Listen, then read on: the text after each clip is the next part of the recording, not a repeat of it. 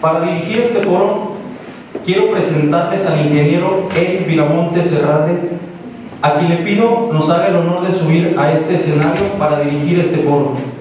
Pero antes, quiero mencionar que el ingeniero Eric Viramontes Serrate se ha formado personal y profesionalmente alrededor del sector agroalimentario y se ha dedicado a servir al agro mexicano desde hace más de 20 años.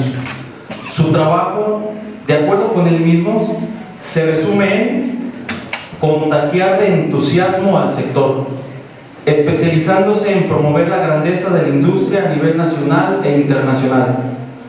En su trayectoria, suma la gestión al frente de diversas instituciones públicas, privadas y gremiales, desempeñando cargos en ACERCA, en la Dirección de Promoción Comercial y Fomento a Exportaciones, director general de la Asociación Mexicana de Horticultura Protegida, presidente del Consejo Mexicano del PMA, entre otros muchos.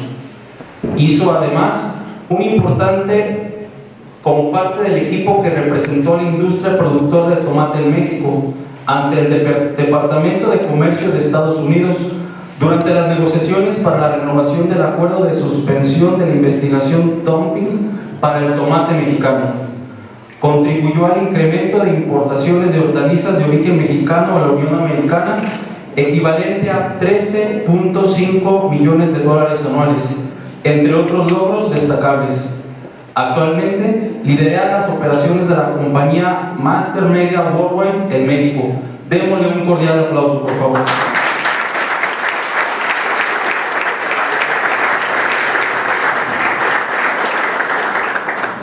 Gracias, ya hasta me sentí un poco más viejo. Bueno, pues aquí es un momento de reflexionar y pues les tengo unas laminitas, ¿no? Yo creo que tal cual como han estado hablando muchas de las personas que tuvieron el micrófono antes de mi persona, creo que es un momento en que los cambios,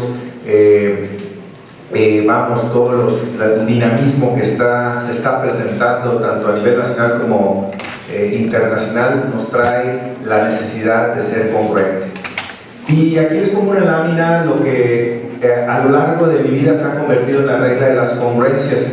Curiosamente, estas congruencias se han ido sumando conforme vamos avanzando, ¿no? Si ustedes se ponen a reflexionar, primeramente hablamos de una congruencia técnico-productiva, donde se buscaba la innovación tecnológica, los paquetes tecnológicos, cómo pudiéramos hacer que el clima, el suelo, las variedades nos dieran más. Y estábamos trabajando en poder sacar el mejor rendimiento, la mejor productividad, y pues esa era la congruencia. Después viene la congruencia económica, donde al final de cuentas caemos en la conclusión de que esto tiene que ser un negocio, que al final de cuentas tiene que ser rentable, que la palabra lucrar no es una grosería ni siquiera en el campo, que al final de cuentas tenemos derecho a tener dinero en el bolsillo, porque no estamos buscando una agricultura de sustento, no queremos comer de lo que producimos, queremos tener dinero en el bolsillo para comprar carne, huevo, leche, postre, pasteles y ir de viaje, vestir, etcétera, etcétera. Después viene otra congruencia, es la congruencia comercial, donde nos estamos dando cuenta que ya lo que estamos produciendo y que a final de cuentas para que sea negocio tiene que tener un mercado. ¿Cuántas veces hemos escuchado las historias de que a final de cuentas se producían y no se tenía vendido? Entonces obviamente los mercados era un tema importante.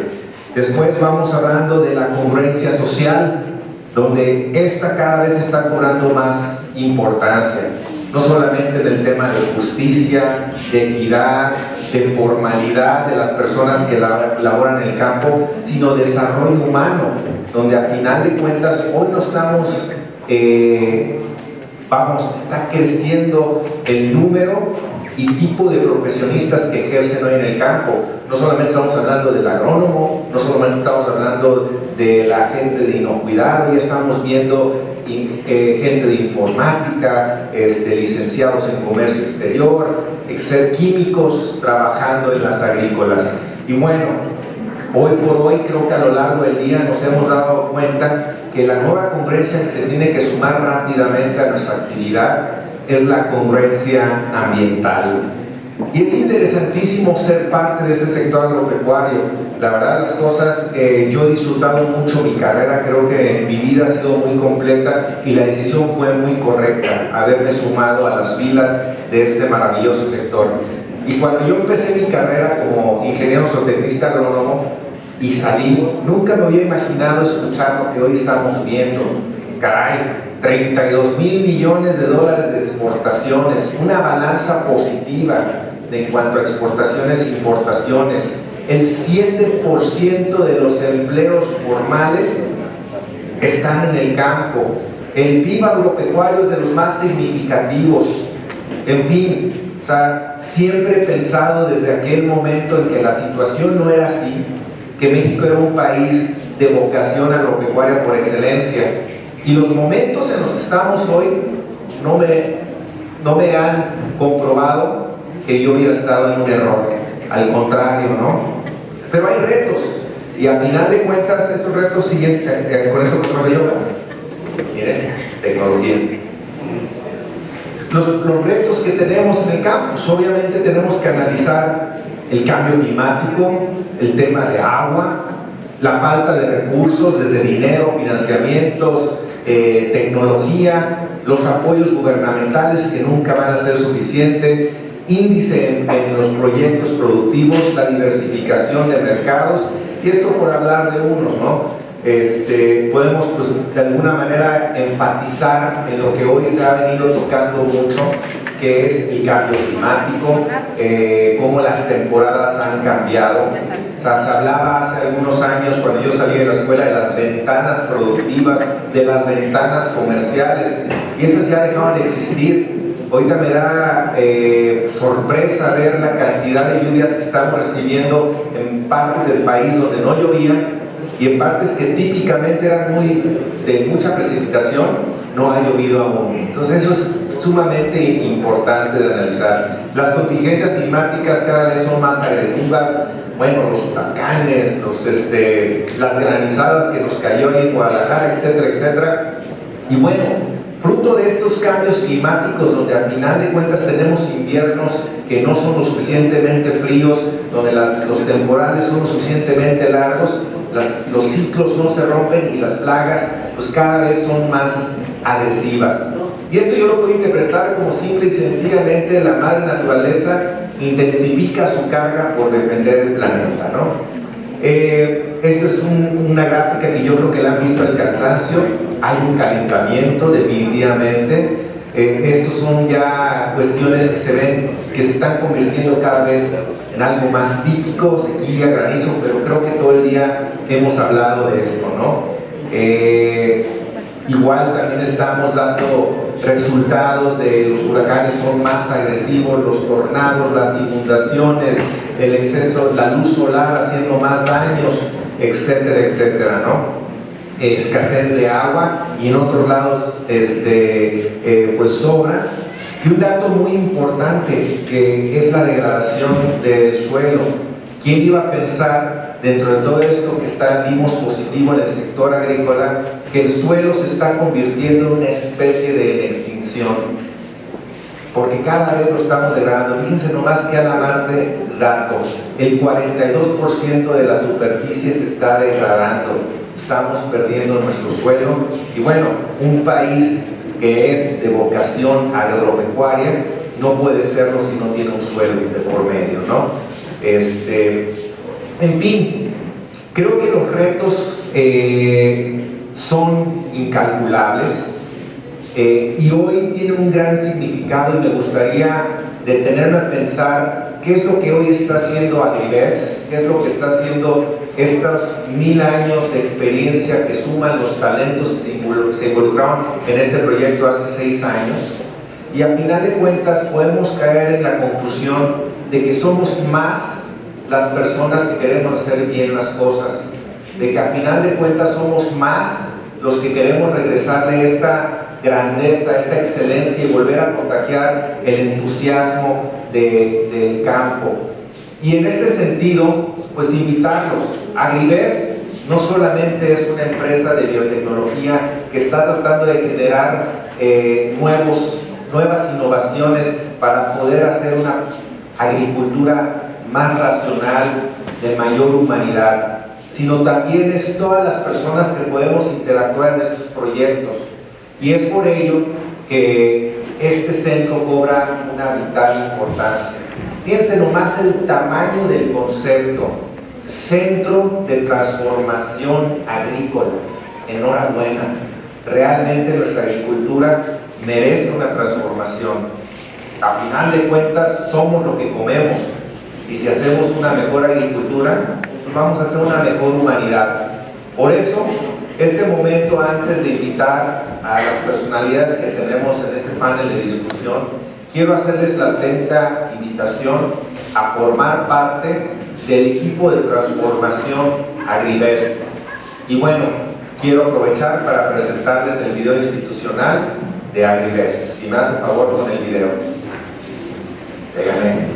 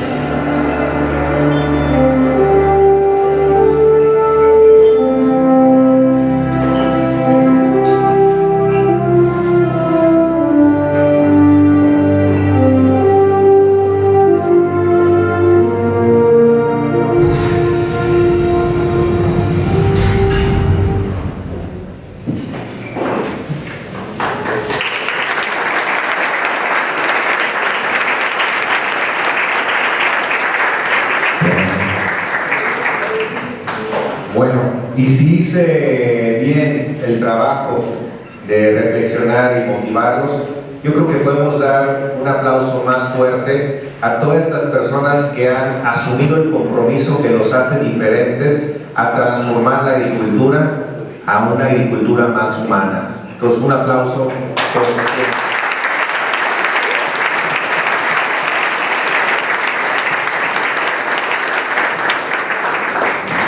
Bueno, pues fue el momento emotivo del día, patrocinado por Agribes.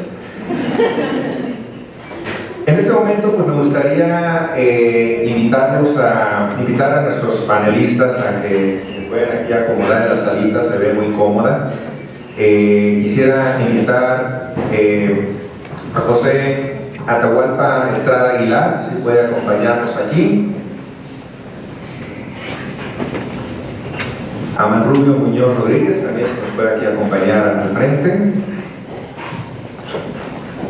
Y a Luis Fernando Aro, si nos hace el favor de pasar.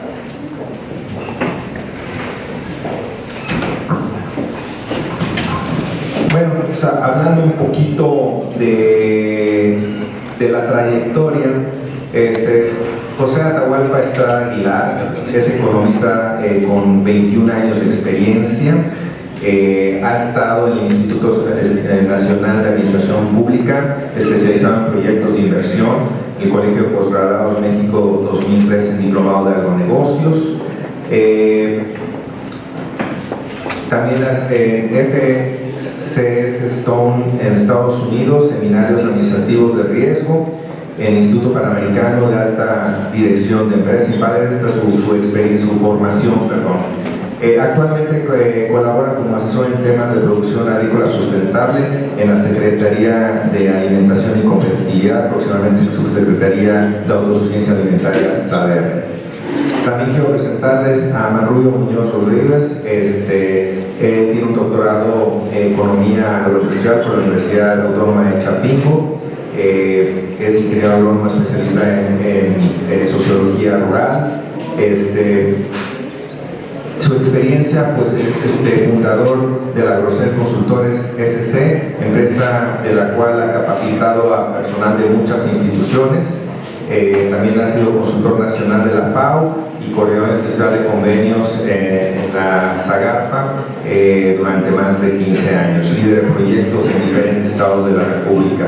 Es mucha información curricular de nuestros invitados. Pido una disculpa si lo estoy tratando de olvidar, pero obviamente quiero aprovechar más el tiempo de su experiencia que en su presentación, y desde luego también no al último, a Luis Fernando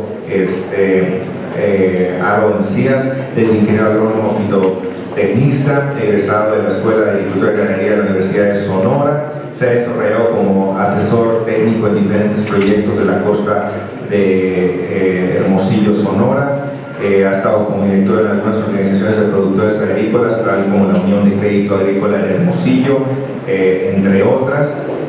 Fundador del Consejo Mexicano Vitivinícola, y actualmente pues es el director general del Consejo Nacional Agropecuario. Y bueno, pues en este momento me gustaría dar espacio, ahora sí que empezando por el último, a Luis Fernando Aro Encías, que nos puede dar su presentación. Muchas gracias una vez más. Si pueden poner la presentación, por favor.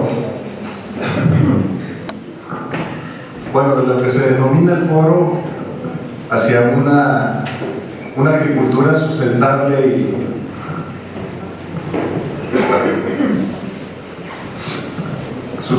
y rentable.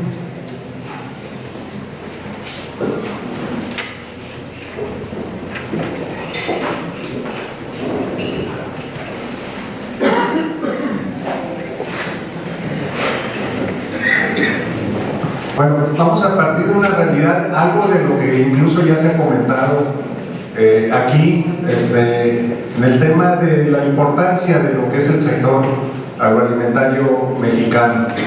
El sector agroalimentario explica prácticamente casi el 8% de lo que es el total de nuestra economía.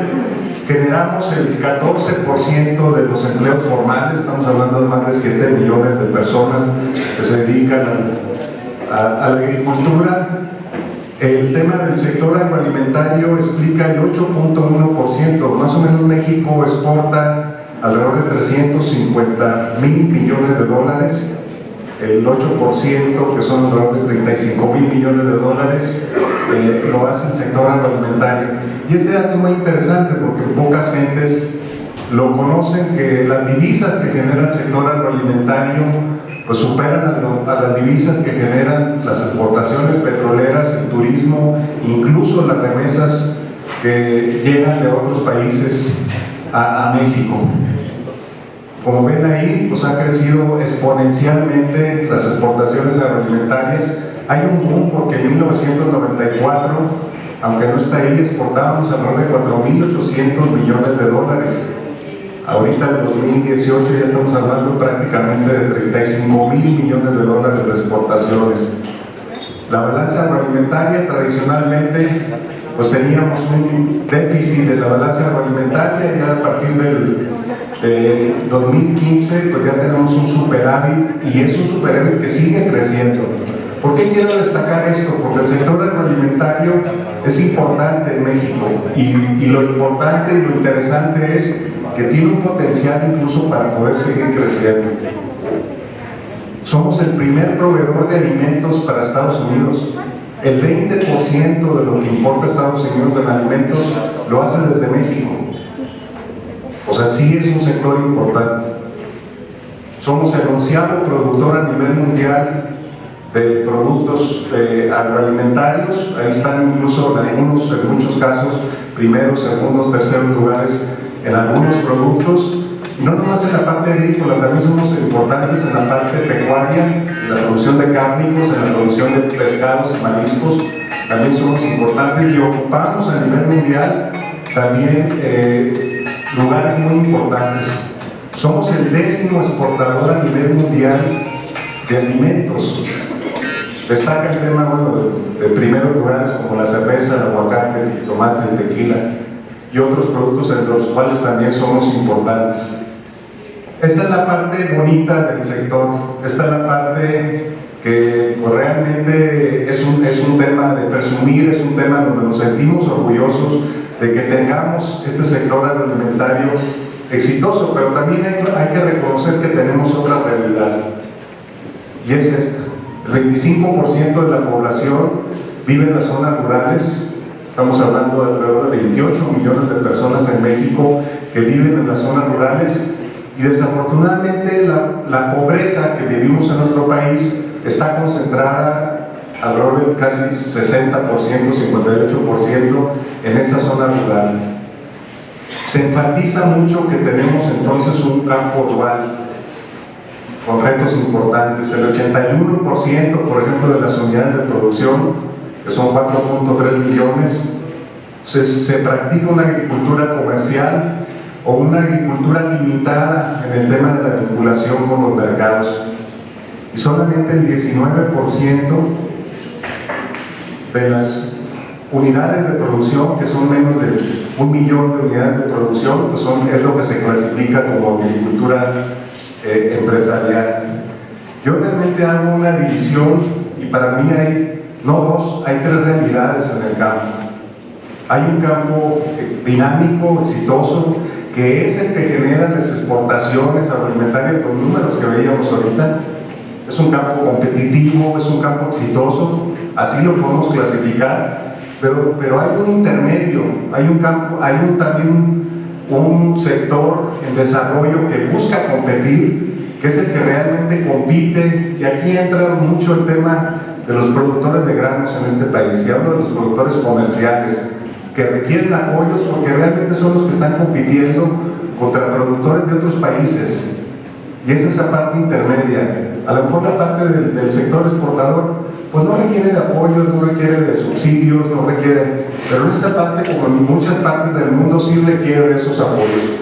Y está la otra parte, ese sector empobrecido, ese sector de menor escala, que a veces no tiene acceso a los apoyos. Hoy se definen una serie de apoyos importantes para poder atender este sector de la población que no tiene acceso a financiamiento, que es de baja productividad. Bueno, se está trabajando por ello.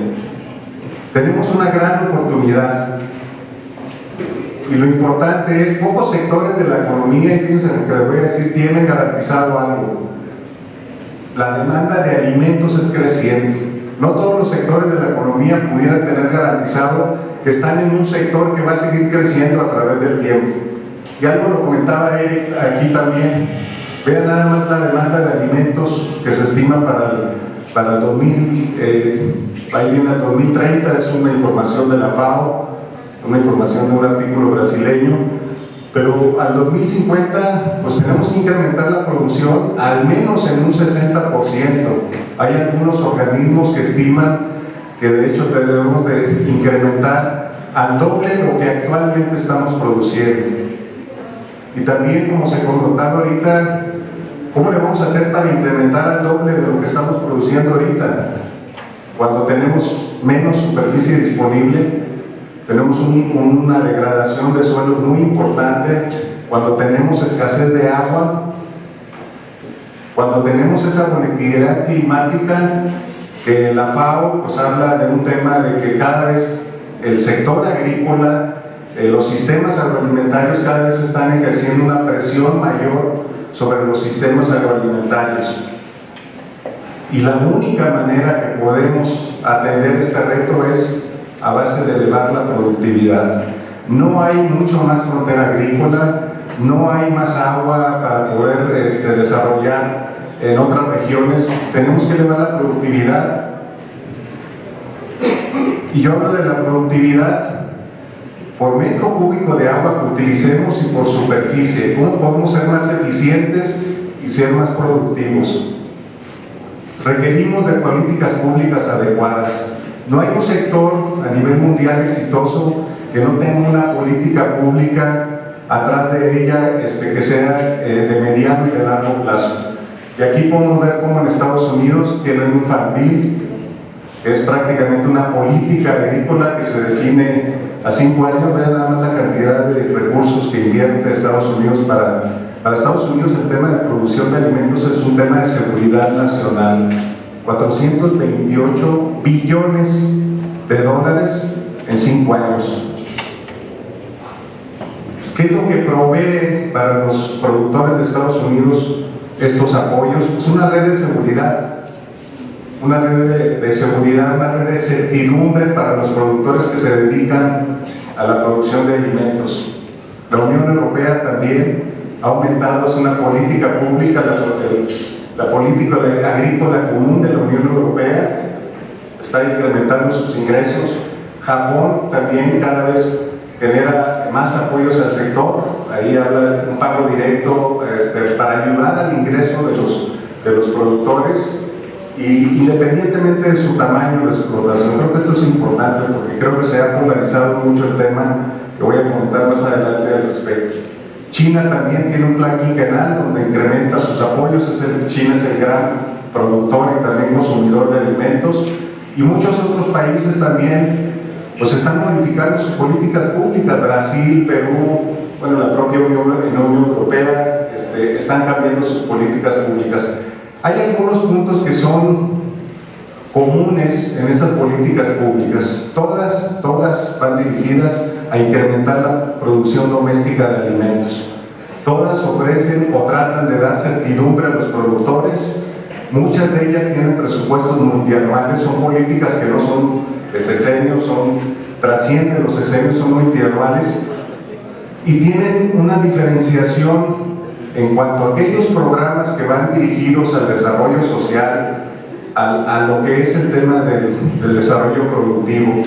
Tienen el tema de innovación y sustentabilidad y tecnología, también lo tienen incorporado, y un tema muy importante que creo que es base de esta reunión y de este foro, el tema de sustentabilidad.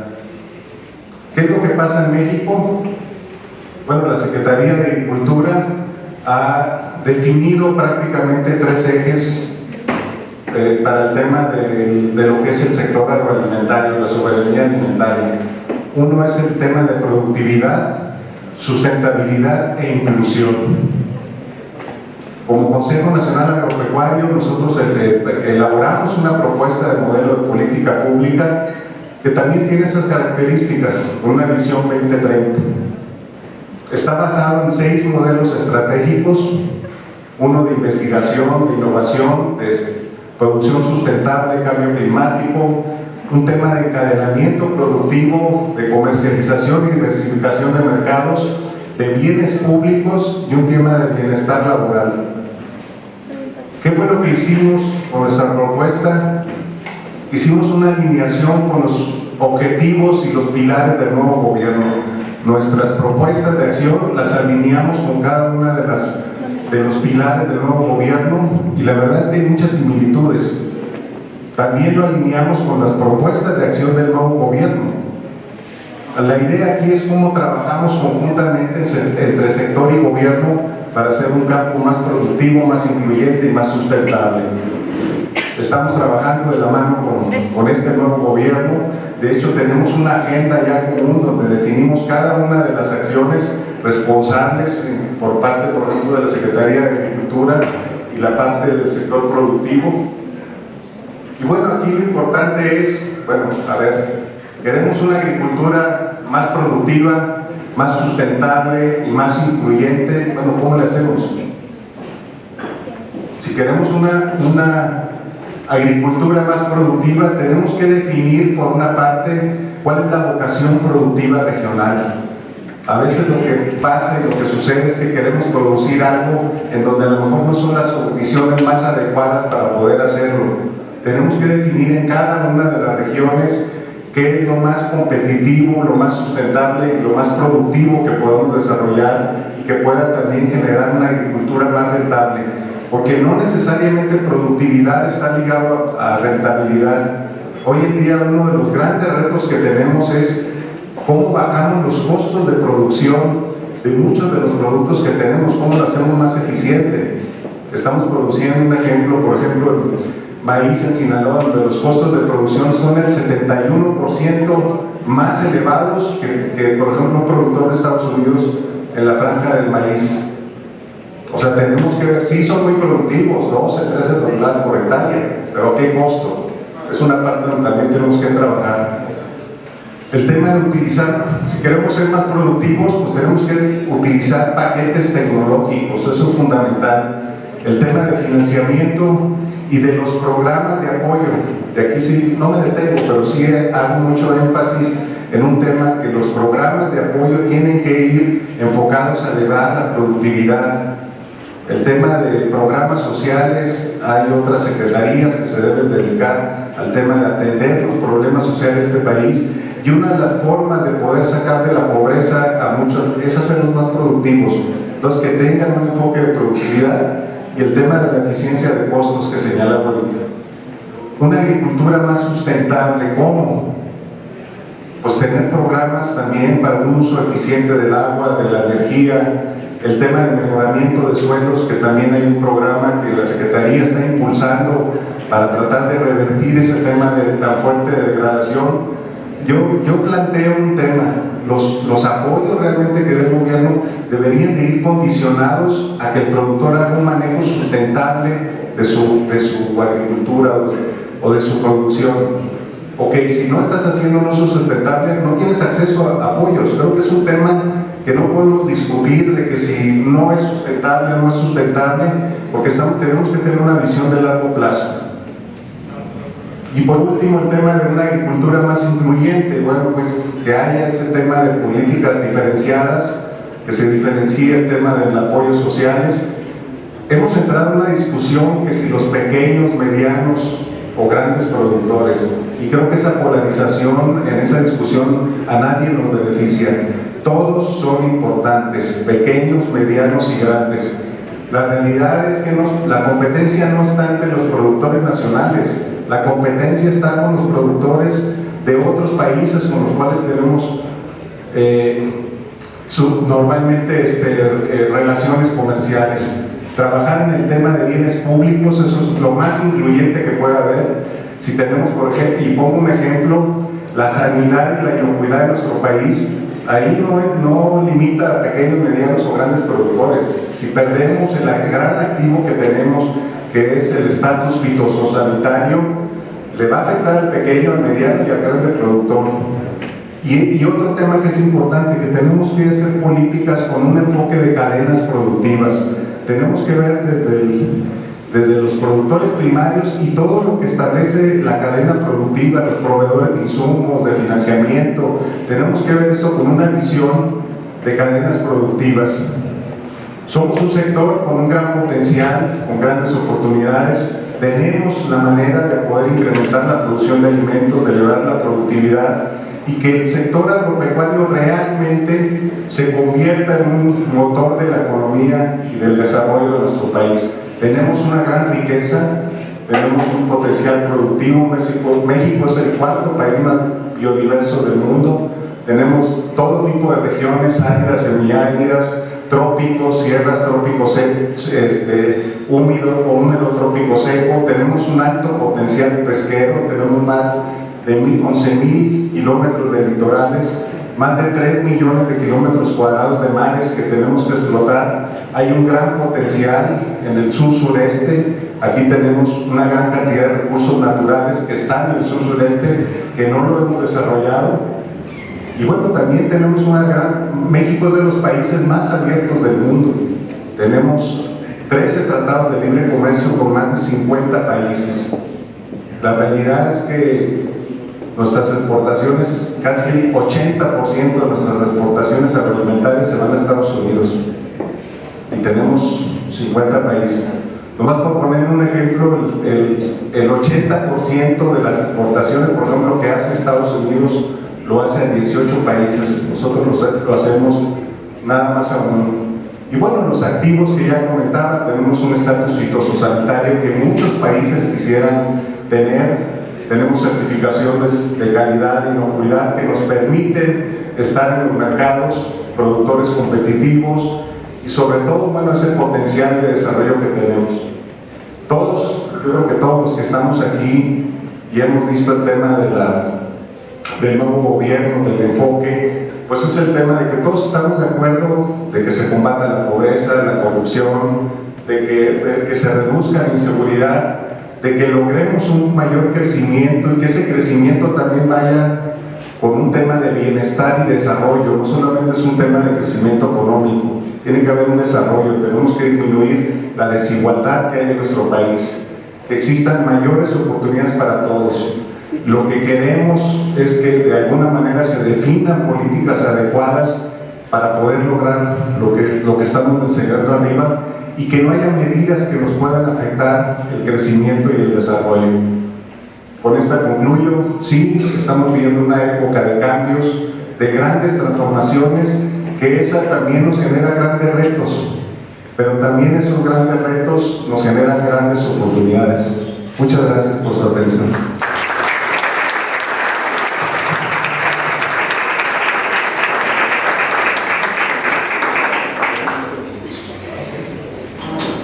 Le pedimos por favor a Julio Muñoz Rodríguez, que puede tomar el micrófono.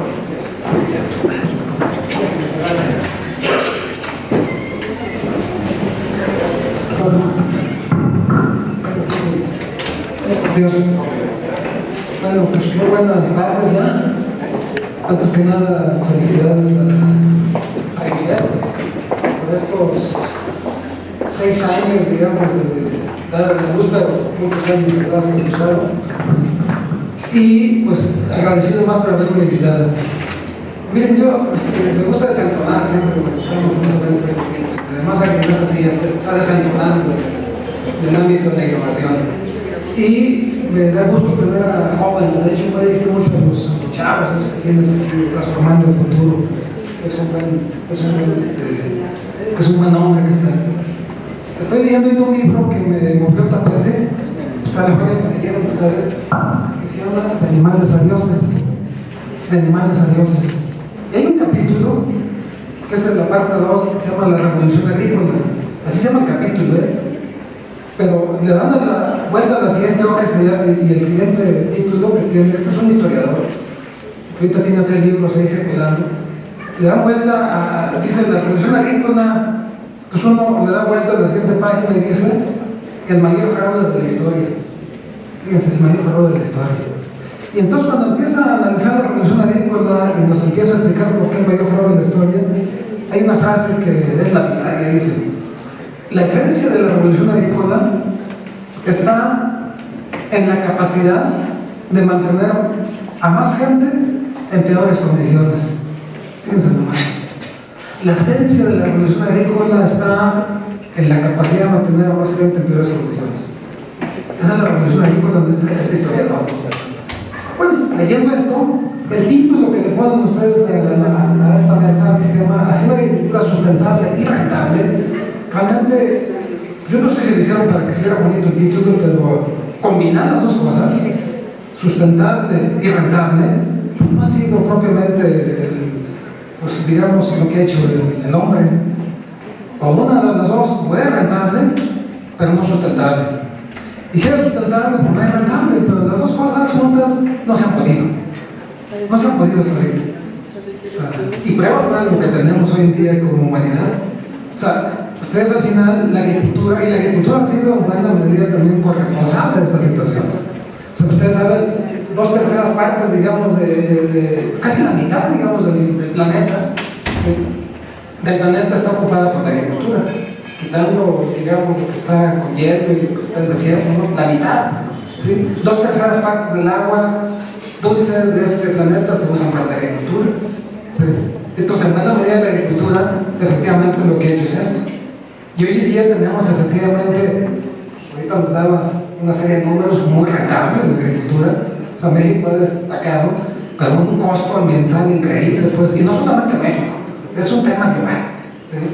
Entonces, pues es más o menos casi una tercera parte de las emisiones de gases de efecto invernadero los hace la agricultura, toda la cadena productiva, ¿sí? Entonces, tiene una gran responsabilidad de agricultura. Entonces, yo te puse, efectivamente, los números de todo lo que es crecimiento poblacional nos dicen que tenemos que incrementar pues, arriba del 60% de la producción de alimentos para el 2050. Eso en productos no cárnicos, porque en carne también tenemos que aumentar un 70-80% la oferta de alimentos para alimentar a todos esos nuevos habitantes que van a poblar el planeta Tierra, ¿sí? Y si ya tenemos lo que tenemos, imagínense lo que implica casi duplicar los alimentos de la forma en que lo hemos hecho, simplemente esto no es sostenible. Entonces está claro que la agricultura tiene que producir, sí, pero también tiene que proteger y también tiene que prosperar. Producir, proteger, prosperar. Las tres cosas, hasta ahorita no ha sido posible. Bueno, fíjense ustedes, yo creo entonces que actualmente el paradigma y todo el discurso que se habla cuando hablamos del incremento poblacional es producir. Y bueno, le hemos puesto una serie de etiquetas al tema de producir. Es producir con una intensificación productiva sustentable, bajo esquemas orgánicos, sostenibles, amigables, etcétera, etcétera, etcétera. Pero el problema no está por ahí. Todo el tipo de estudios, todos los análisis que se han hecho en el mundo, digamos que hacen todo lo que son las escenarios, nos dicen que esa no es solamente una vía, esa es una vía, ¿sí? Pero si nosotros nos vamos por la vía solamente de intensificación, así pónganle todas las etiquetas que ustedes quieren, el planeta no da. Y se ha dicho siempre que tenemos al menos 4 vías que son complementarias. Voy a abordar cada una de ellas por separada. Una es efectivamente aumentar la productividad. Esa es una. Esa nos agrega a lo mejor 30% más de alimentos. Y en la humanidad necesita 60, 70, 80% más, ¿sí? Hay una segunda vía, que es bajar la enorme cantidad de desperdicios de alimentos que tiene México y el planeta. O sea, más o menos se calcula que casi la mitad de los alimentos que producimos con un costo ambiental enorme se desperdician, se tiran a la basura, ¿sí? Entonces, un segundo eje que implica ser sustentable la producción agrícola y además rentable y además hacer viable la humanidad es bajar el desperdicio de alimentos que se tienen en México y en el mundo. Esa es la segunda vía.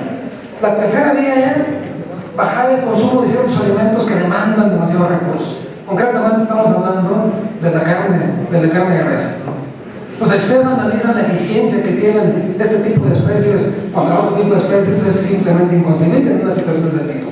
Y todos los análisis dicen, si no bajamos el consumo de este tipo de alimentos, de proteínas, no da. Y la tercera, que tiene que ir combinada con las otras, tiene que ver, necesitamos liberar tierras. O sea, más que ocupar las tierras es liberar tierras, ¿sí? Liberar tierras. ¿Para qué? Para reforestar, para restaurar.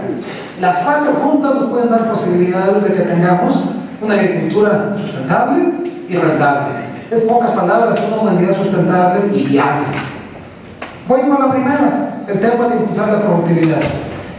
Pues el tema que se le ha puesto a este tema de impulsar la productividad ha sido a través de esquemas de intensificar de manera sustentable, ¿no? De hecho se llama así, intensificación productiva sustentable. Y ahí hay muchos sistemas de producción, ¿no? Desde los sistemas orgánicos, los sistemas sustentables, los sistemas mixtos, los sistemas, como ustedes quieran llamar. Y efectivamente, al final, pues siempre se dice, oye, pues tú tienes que meterte por ahí, pero hay un tema también importante. Ustedes saben que estos sistemas, como le quieran llamar, tienen invariablemente menos rendimientos, hasta hoy menos rendimientos que la agricultura convencional. Estamos hablando de que ustedes analizan, esos rendimientos pueden ir desde un 5 hasta un 30, 40% menos que la agricultura convencional. Digo, cuidado, no se adoptan de forma masiva, ¿no? Que no dan el mismo nivel de rendimientos y rentabilidad que da la agricultura convencional, ¿sí?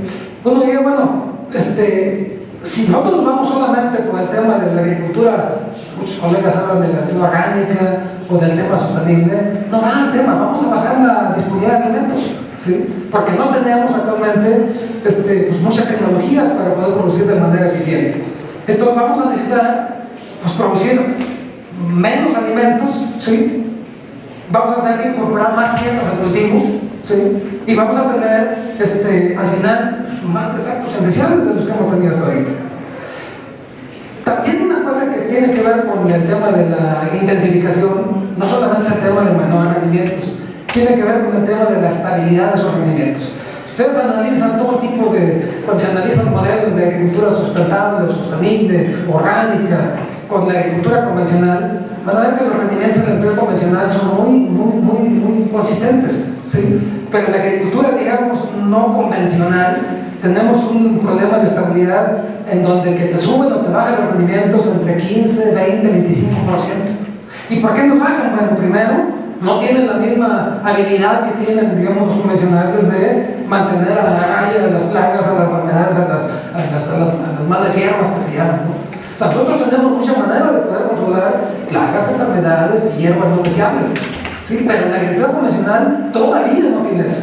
Entonces eso nos provoca, digamos, que no podamos, digamos, tener estabilidad de rendimiento. ¿Cuál es la segunda cosa? Al final, el tema de la asimilación de los nutrientes, o sea, la ingeniería química o la agronómica ha trabajado mucho para asimilar rápidamente los nutrientes de síntesis química.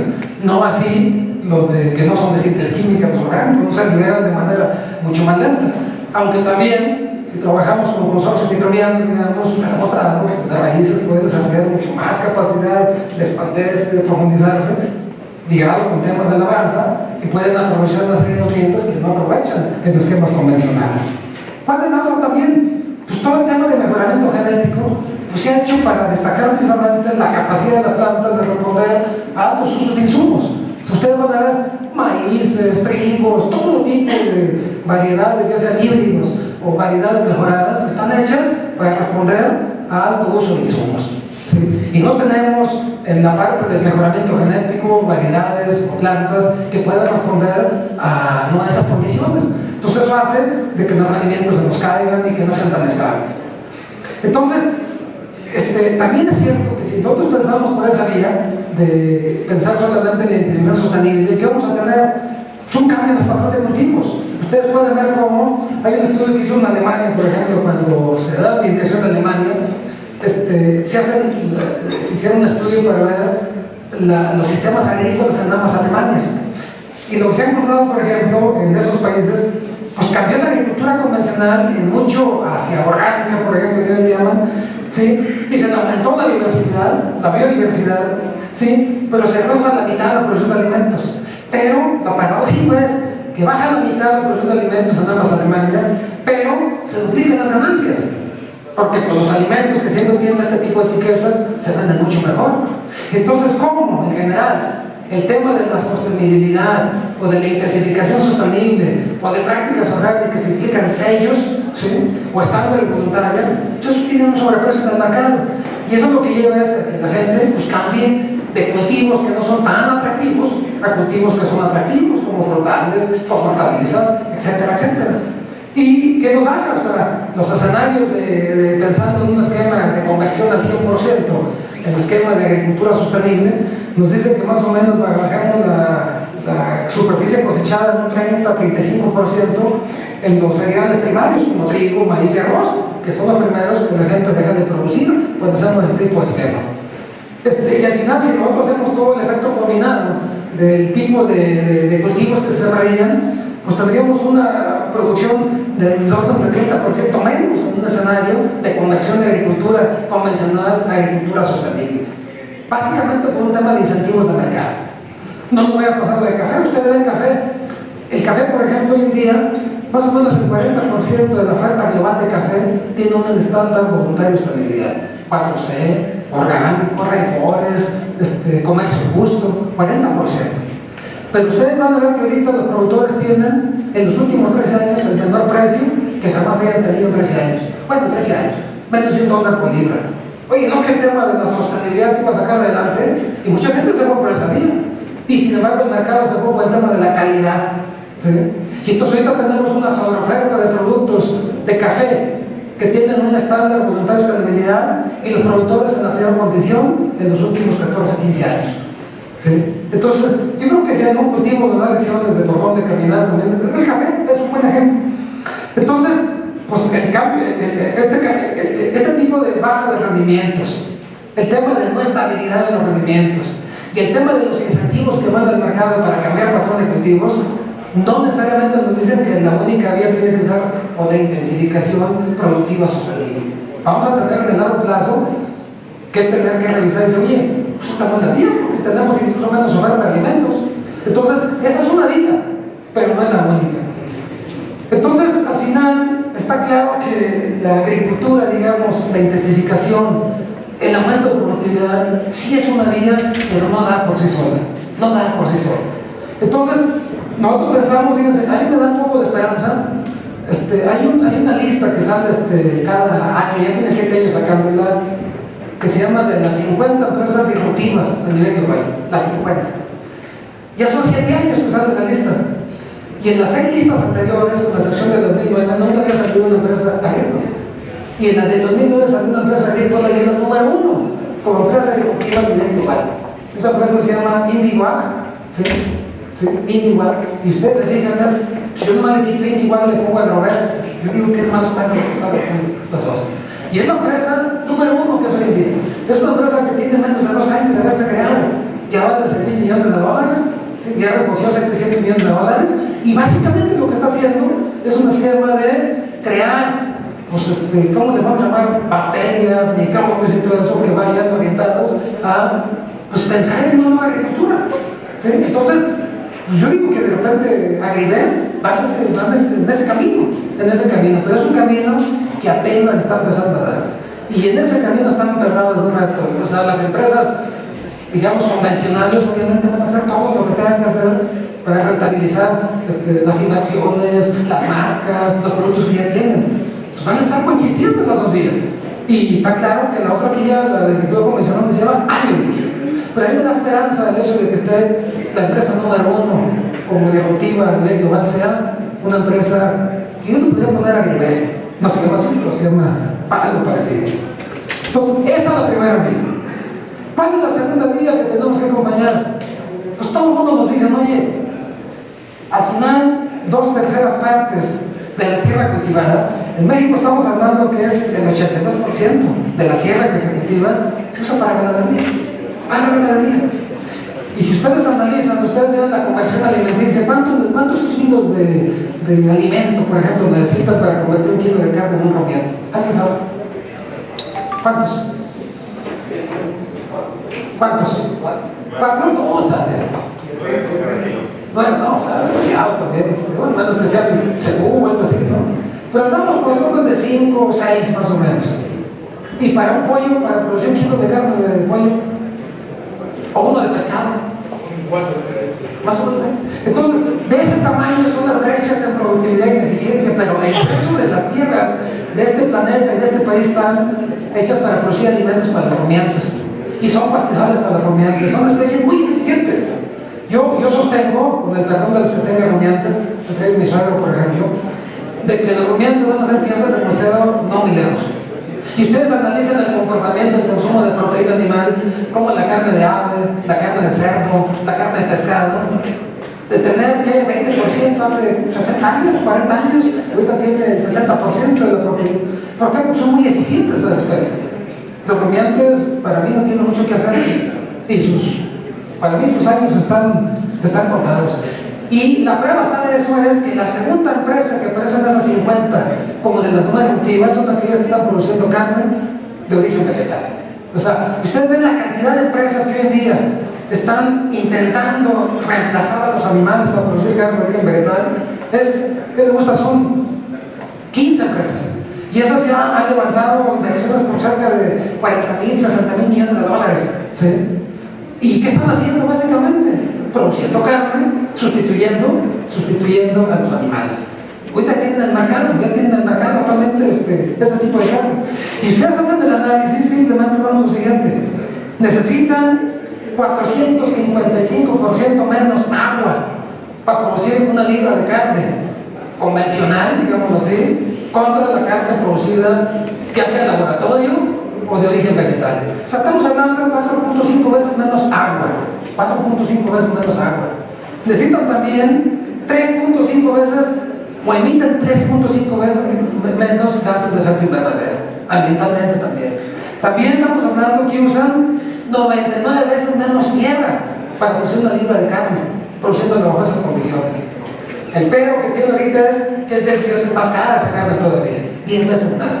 Pero la cantidad de empresas que están innovando para producir carne, prescindiendo de los animales, es cada vez más y más. Y además, pues, ¿cuántos trabajos nos han hecho y nos dicen que pues, esa carne huele, sabe? Y de hecho la prueba es que no sabes que estás consumiendo carne que viene de los animales, ¿sí? Ya a fines de este año una empresa muy conocida va a sacar su Whopper imposible, que es de carne sin animales. Entonces, tenemos entonces a los animales expuestos a temas de gran presión ambiental, ¿sí?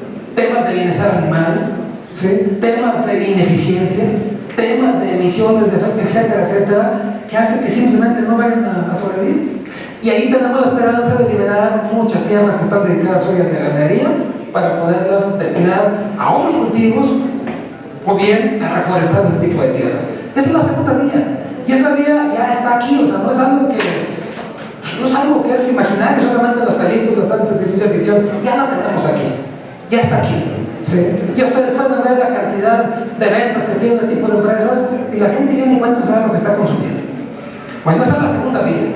La tercera vía tiene que ver con reducir la cantidad de alimentos que se desperdician. Yo creo que ustedes saben que más o menos un 50% de los alimentos que se producen se tiran a la basura. Y eso cuesta mucho producir, exactamente. En México hay un estudio que se acaba de hacer y dice más o menos que en México se tiran 20 millones de toneladas de alimentos. Estamos hablando que eso es 34% de lo que se produce. Entonces, cuando nos dicen intensificar, producir, oye, ¿pero para qué? ¿Para que lo tires? ¿Para que lo estés echando a la basura? 34% se tira. Si le ponen dinero a eso que se tira, vale más o menos 490,000 millones de pesos al año. Eso equivale a 7 veces el presupuesto de la SADA. O sea, aquí sí que le damos lana a la SADA para que aumente la producción de alimentos y después nosotros los tiramos. ¿Sí? Lo estamos tirando, lo estamos desperdiciando. Y eso se ha costado.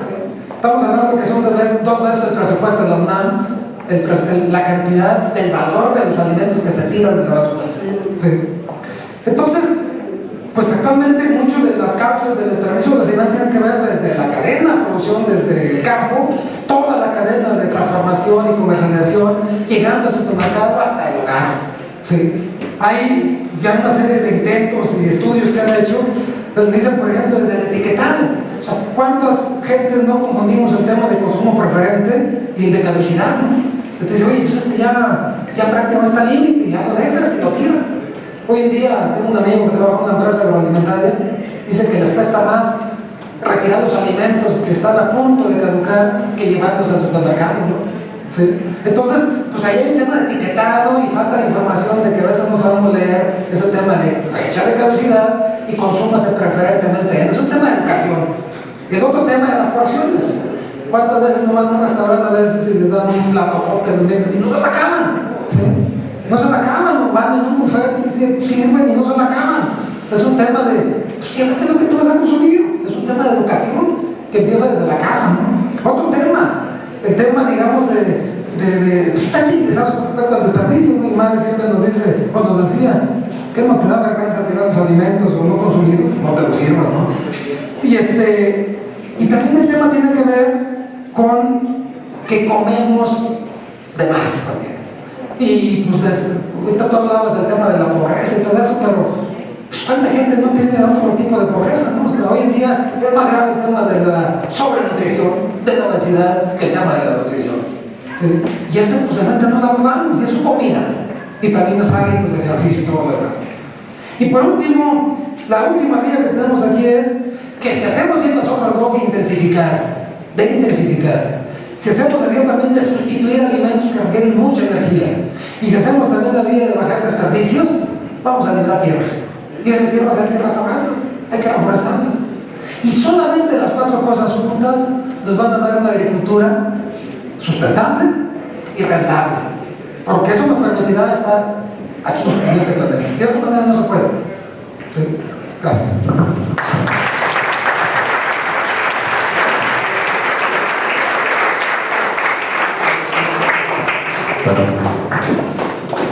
Y por último le damos también lugar a la palabra a José Atahualpa Estrada, por favor.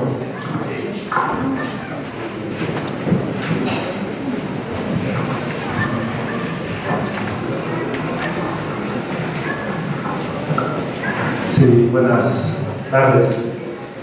Nuevamente felicito aquí a los compañeros de Agribest y en atención a la propuesta del tema que nos invitan a platicar, me voy a permitir presentarles lo que desde la Subsecretaría de Alimentación y Competitividad y Autosuficiencia Alimentaria se está proponiendo realizar para poder transitar a un nuevo sistema de producción de alimentos. Y efectivamente lo que estamos planteando es hacer una nueva política para el campo. El diagnóstico mucho ya nos lo dio el compañero Aro, nos lo dio aquí el doctor Manrubio. Ahora, ¿qué hacemos con ese diagnóstico? ¿Qué hacemos? ¿Hacia dónde encaminamos los trabajos? ¿Me ayudan con...? Aquí yo la tengo, ¿verdad? Perdón. Sí, disculpe. Son tres los ejes sobre los cuales se está encaminando esta nueva política hacia el campo. Una es a la autosuficiencia alimentaria, que ya se comentó. La segunda es un enfoque de prioridad hacia pequeños y medianos productores e indígenas. Quiero señalar esto. Y la tercera, y esto es muy alineado al tema que nos ocupa el día de hoy, la transición a sistemas sustentables de producción de alimentos. Sobre estas tres grandes líneas es sobre las cuales se está trabajando para poder desarrollar e impulsar un nuevo sistema agroalimentario. Cuando hablamos de autosuficiencia alimentaria, ¿a qué nos referimos? Pues nos referimos a reducir efectivamente la dependencia, sobre todo de los alimentos en los cuales somos deficitarios, en este caso maíz, arroz y leche, asegurar el abastecimiento local de alimentos. Una parte de lo que se estaba platicando anteriormente del tema de los desperdicios tiene mucho que ver con que hay un turismo de alimentos, ¿verdad? Y esto nos implica desperdicio. Este tema del encadenamiento que usted señalaba también está previsto, efectivamente. No solamente es un tema de producción, sino hay que darle un valor agregado y hay que ponerlo a disposición del consumidor con todos los elementos que están implícitos en estos procesos, que es el tema del financiamiento, del seguro, de la propia actividad comercial, en los desarrollos tecnológicos y científicos. El otro enfoque de este tema de autosuficiencia alimentaria es cuidado hacia el medio ambiente. Y por último, y no menos importante, cuando nosotros hablamos de autosuficiencia alimentaria, no solamente hablamos del tema de alimentos, también estamos involucrando un tema de medios de producción, medios para la producción. Ser autosuficientes en los insumos y en las tecnologías que requerimos para producir esos alimentos. Actualmente importamos no solamente alimentos, importamos tecnología, importamos insumos, importamos semillas, insecticidas, todo lo importamos, ¿verdad? Entonces, el concepto nuestro de autosuficiencia alimentaria también implica ser autosuficientes en la producción de nuestros insumos, en volver a ser soberanos en el tema de tecnología. El segundo eslabón, que tiene que ver con la inclusión de pequeños y medianos productores, y aquí hay un elemento fuerte que es el tema de productores indígenas. lo primero que hay que tener en cuenta es cambiar el enfoque y reconocer que en estos pequeños y medianos productores e indígenas hay una capacidad productiva que se desestimuló durante muchos años. Solamente se les vio como pobres, improductivos, pero portan saberes. Y déjenme decirles algo, tienen tierra. No necesitamos abrir más superficie a la producción agrícola para lograr esos retos que acabamos de comentar. Si hacemos un buen uso sustentable de esa tierra, lo podemos hacer. Representan el 90% de los productores en el país, los pequeños, los medianos y los indígenas, y que se les daba atención de pobres, no de productivos. Generan la mitad de la producción nacional actualmente, porque además los rendimientos son bajos. Emplean el 60% del empleo pagado en el sector. Lo que ya comentaba, más o menos en los ejidos y las comunidades, más o menos es la mitad de la superficie del territorio agrícola nacional. Si le ponemos la superficie bajo en comunidades indígenas, llegamos al 70%. Y déjenme decir, mucho de esto abandonado, subutilizado. Entonces aquí está un gran potencial. Por esto, este elemento de que debe de ser prioridad rescatar esas capacidades, conocimientos productivos que tienen los pequeños, los medianos productores y los indígenas. No se nos olvide esto, que es muy importante. Y por último, en esta tercera vía de la nueva política y el nuevo enfoque, es la transición a sistemas sustentables de producción de alimentos. Por un lado tenemos, mucho ya lo se ha comentado aquí, cuál es el diagnóstico actual de los sistemas. Tenemos baja producción, alta dependencia, esta agricultura es poco resiliente, contamina, es de baja calidad alimenticia. El hecho de que tengamos alimentos no necesariamente quiere decir que sean nutritivos, ese es el otro elemento.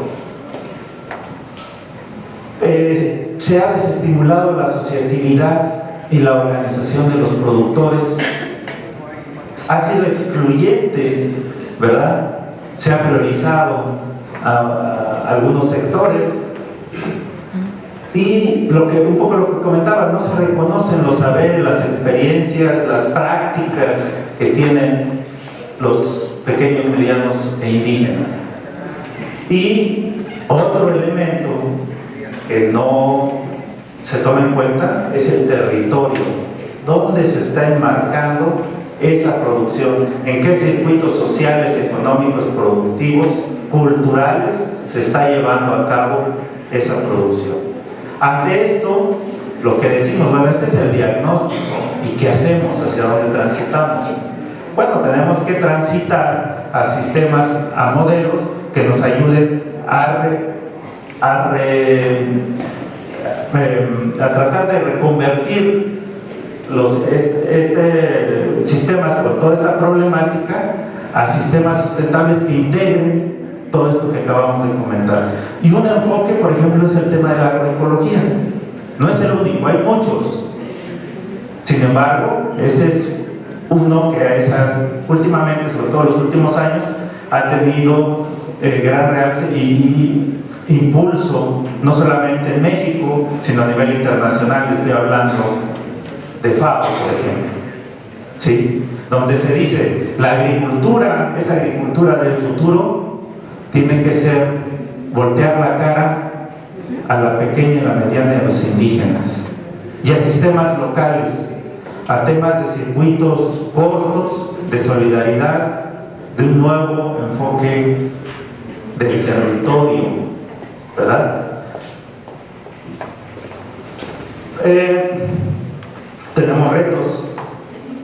Tenemos retos. Este sistema efectivamente tiene que ser sustentable, pero tiene que ser tiene que reducir costos, tiene que aumentar rendimientos, tiene que ser rentable, tiene que reducir el impacto ambiental en el suelo, en la planta, en el ambiente, tiene que producir sus insumos de manera local. Y este elemento que también se comentaba anteriormente, la nutrición y la salud, debe de ir acompañado. Hay una correlación entre alimentación y salud. Aquí me permito brevemente comentarles que justamente por esta situación, conjuntamente con Secretaría de Salud y el Instituto Nacional de Salud Pública y la Subsecretaría, hemos creado un grupo intersecretarial para atender este tema: salud, alimentación, esa relación, ¿verdad? No el hecho de que yo tenga muchos alimentos quiere decir que esté sano o que esté nutrido. Este nuevo sistema también tiene que rescatar y promover los saberes campesinos. Necesitamos recuperar esos conocimientos, y no solo recuperarlos, valorarlos e incorporarlos a nuevos sistemas de producción. Y entre ellos estos sistemas que ya existían y que hemos ido olvidando, menospreciando e inclusive catalogando como improductivos. Ya hablo, por ejemplo, de un tema, sistema Milpa, pero no es el único. Están Chinampas, hay muchas que fuimos origen en México y que las hemos ido olvidando, relegando y menospreciando. Por último, comentarles, con este enfoque primero de estas tres líneas que yo les he marcado, y con este enfoque de volver a recuperar la soberanía y la autodeterminación, en el gobierno federal se han determinado 30 programas o proyectos prioritarios, de los cuales en la Secretaría de Agricultura operamos directamente 5 de los 30, que ya es un tema relevante y que nos habla del peso que tiene en este nuevo modelo de desarrollo del país el sector agrícola. 5 de los 30. Decirles también, pudimos identificar que en el programa especial concurrente para el desarrollo rural para el campo había cerca de 150 programas. Eso era lo que existía, más o menos 150 programas, de los cuales los pequeños y medianos y los indígenas, pues algunos tenían uno, algunos, el que más tenía, al que podían acceder, eran 2 programas, de los 150. Actualmente decimos, bueno, se definió 30 prioritarios a nivel nacional, y de los cuales 5 en la Secretaría de Agricultura, que además representa solamente el 50% del presupuesto de la Secretaría. No es todo el presupuesto de la Secretaría, que ese es otro elemento. Hay programas que se mantienen, siguen existiendo, siguen operando, pero en estos 5 programas solamente está el 50% del presupuesto, más o menos. Y el primero, producción para el bienestar, básicamente es lo que originalmente fue Procampo, luego fue Proagro, ahora se está transitando este tema de producción para el bienestar, con apoyos e incentivos directos a los productores y con este enfoque de la autosuficiencia alimentaria. No me voy a detener mucho aquí porque voy a abundar en él más adelante. Otro de los programas prioritarios es el tema de los fertilizantes, y aquí déjenme decirles algo, y algo muy importante. Cuando hablamos de fertilizantes, no solamente estamos hablando de fertilizantes de síntesis química, hay un componente muy fuerte al tema de los biofertilizantes. Ya va con este enfoque. Es relevante para el tema de la autosuficiencia alimentaria, la nutrición adecuada de los cultivos. Un tercer gran programa, precios de garantía. Hablaban hace un rato de que parte y lo comentaba muy bien el ingeniero Aaron, cuáles son las características en los países desarrollados de sus políticas de desarrollo en el sector. Una es la autosuficiencia alimentaria y la otra es la certidumbre, ¿verdad? Hablan solamente de dos de una serie de como de 5 elementos que comentaron. Bueno, este tema de certidumbre tiene que ver también con precios de garantía, darle una base mínima de ingreso al pequeño, al mediano productor y al indígena como base e incentivo para elevar su productividad y recuperar esos suelos, esas tierras, esos recursos que están subutilizados. Entonces es un elemento importante en este esquema de certidumbre. Otro esquema ya visto por un tema de economía, y esto es interesante, de circuitos cortos de producción, consumo, por un lado, por otro, de alimentos sanos, nutritivos, es este esquema de canasta básica de alimentos.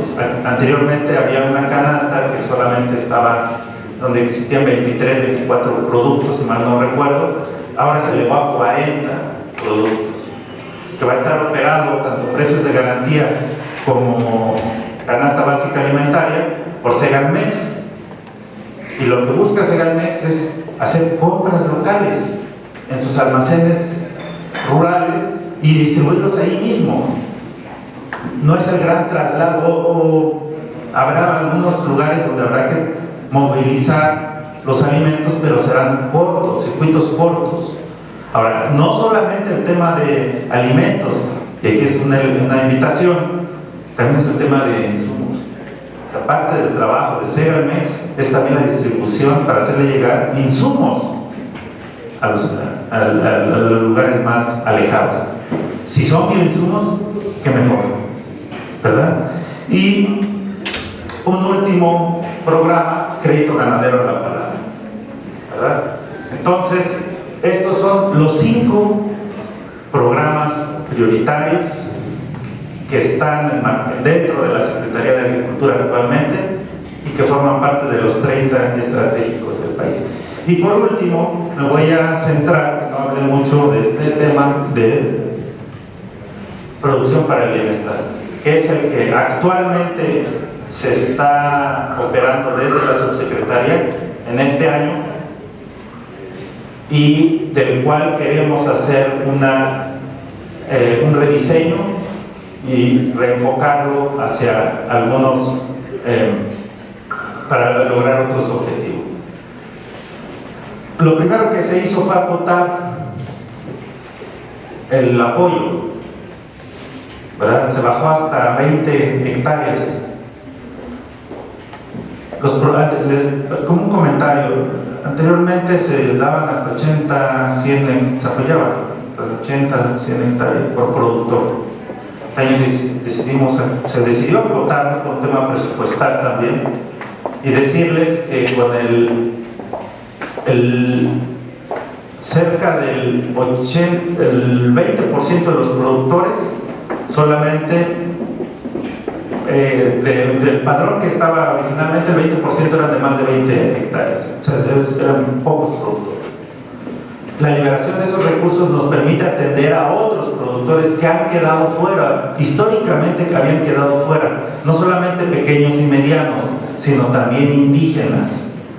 De tal manera que estamos en proceso de incorporación a este programa. No se había abierto el programa desde, bueno, creo que hubo una apertura hace unos 5 años, 3, 4 años, pero se incorporaron muy pocos productores, pero desde que se creó el programa no se había abierto. Entonces estamos incorporando productores indígenas, 250,000. Actualmente pues ya está pagado cerca del 90 y tantos % de los productores ya están, antes de que sembraran. Esto nos habla de un tema de que tiene que ser un apoyo, un incentivo oportuno.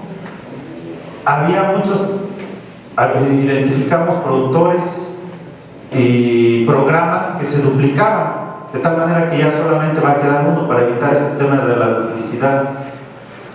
Está centrado en 4 cultivos básicos para este tema de autosuficiencia: maíz, frijol, trigo, harinero y arroz. Y estamos en proceso de incorporar a este mismo esquema a productores de café para tener un solo padrón y caña de azúcar. Son más o menos 250,000 productores de café este año y 170,000 productores de caña. Para tener un solo padrón, algo que no existía. Anteriormente cada dependencia inclusive tenía, o cada programa traía su propio padrón. Actualmente no, es un solo padrón para saber y poder ser más asertivos en los apoyos. ¿Sí? Es un padrón que además tiene otra característica. Los predios están georreferenciados, ese es el otro elemento. Entonces se puede identificar perfectamente dónde están, de quiénes son y qué es lo que se está produciendo. Entonces, este tema no es suficiente una transferencia monetaria, lo sabemos, que es como estamos actualmente trabajando. Y actualmente estamos preparando lo que sería el programa del 2020 al 2024 con un sistema más integral, donde no solamente sea la transferencia monetaria, sino también el acompañamiento técnico. Pero este acompañamiento técnico debe de ir con este enfoque de transitar a sistemas sustentables de producción, que debe de ir engarzado con el uso de insumos y de bioinsumos apropiados, pero que debe de ir reconocer los conocimientos, los saberes, las prácticas campesinas e indígenas, ¿verdad? Y debe de estar vinculado a un esquema de precios de garantía, que a su vez tiene que estar vinculado a un sistema de distribución de canasta básica alimentaria. No sé si me explico. Estamos buscando engranar desde el incentivo a la producción, el consumo y la alimentación sana y nutritiva con este nuevo enfoque. De tal manera que en este nuevo enfoque, en esta nueva visión, es relevante identificar a los actores que ya existen y que están realizando actividades en este sentido. Por eso nos es grato coincidir nuevamente en este enfoque de nuevo modelo de agricultura, en este enfoque de sustentabilidad, en este enfoque de productividad, también hay que decirlo. Y por eso nos sentimos muy contentos y orgullosos de estar hoy aquí y poder saludar esta iniciativa y poder ver que hay aliados con los cuales podemos desarrollar e impulsar estos modelos de desarrollo. Y decirles un poco también, no es cierto que los sistemas sustentables reduzcan la producción. Pudiera concederles el beneficio tal vez un año, pero no más, y a veces ni un año. No es cierto que produzcan menos, no es cierto que por producir sano, por producir de otra manera, se reduzca. Tal vez en el viejo modelo de agricultura orgánica, y discúlpenme que me refiera así a este enfoque, pudiera ser que sí, pero hay nuevos desarrollos, hay nuevas tecnologías que nos permiten tener la certeza, la certidumbre que sí podemos aumentar rendimientos, que sí podemos bajar costos, y tan es así que aquí tenemos un ejemplo, ¿verdad? Con los insumos que se están produciendo en esta empresa. Felicidades y muchas gracias.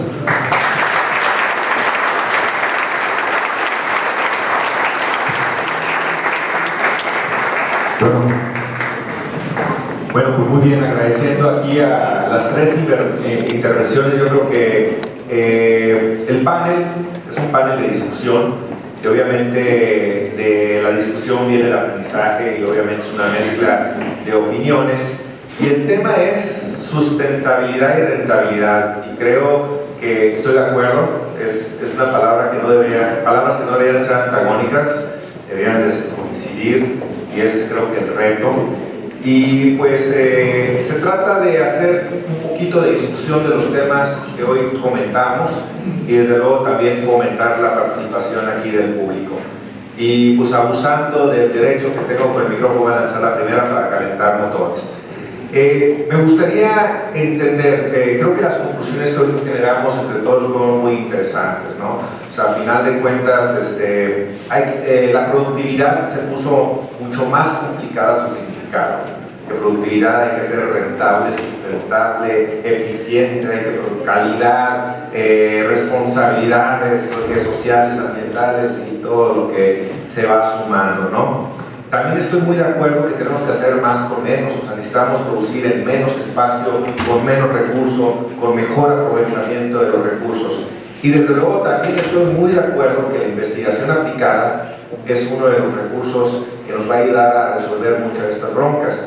Entonces, teniendo todas estas conclusiones, a mí me gustaría preguntar el rol del empresario agropecuario en esta tarea, porque siento que mucho del avance que se ha dado en un futuro, digo en un pasado y hacia el futuro, pues tiene mucho que ver la inversión precisamente como empresas como Agribes, los mismos productores que le han invertido a esta investigación. Entonces me gustaría escuchar su opinión sobre el rol que tiene la mentalidad, el concepto agroempresarial en hacer un campo rentable y sustentable. ¿Quién quiere empezar?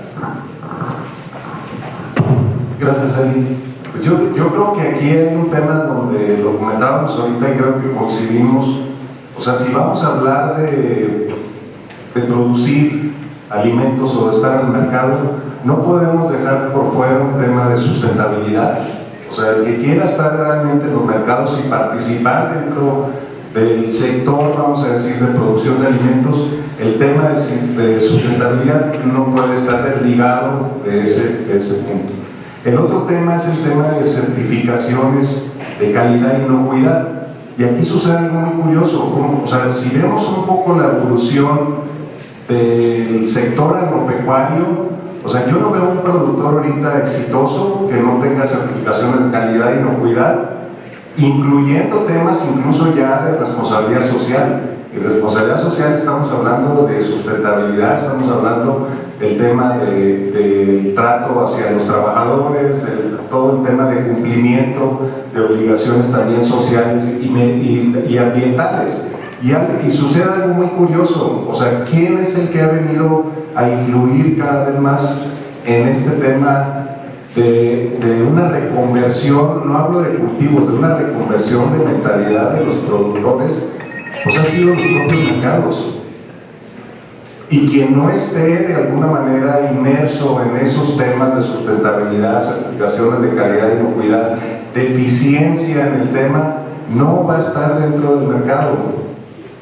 Y yo creo que a través del tiempo ha habido un filtro, vamos a llamar así, una depuración de muchos productores, primero los que no innovaron, los que no se atrevieron a dar el salto a la innovación, a la tecnología, a la mecanización. Yo vengo de un estado donde me tocó ver una reconversión total. En Hermosillo, por ejemplo, se sembraban 130,000 hectáreas y el binomio era trigo, algodón, trigo, algodón, trigo, algodón. 130,000 hectáreas. Hoy en día hay 30,000 hectáreas dedicadas, ya no se siembran granos. ¿Por qué? Porque es un tema de eficiencia de agua. Y todo está presurizado. O sea, es una actividad hortofrutícola. Hoy en día se plantan o se siembran o hay establecidas, no 130,000, son 30,000 hectáreas nada más, pero son 30,000 hectáreas que generan un valor de la producción agrícola 5 veces mayor a lo que se generaba antes, que están generando empleos mucho más de los que se generaban anteriormente. Entonces tenemos que estar inmersos. ¿Cuál es el rol del empresario? El rol del empresario es, si quiere estar en el mercado, tiene que ser un productor sustentable, tiene que estar metido en proyectos y en procesos de sustentabilidad, de uso eficiente del agua, del uso eficiente de los recursos naturales. Y el tema de las certificaciones de calidad y inocuidad creo que es un tema que no puede dejar un productor si quiere seguir en este negocio. ¿Alguien quiere sumar?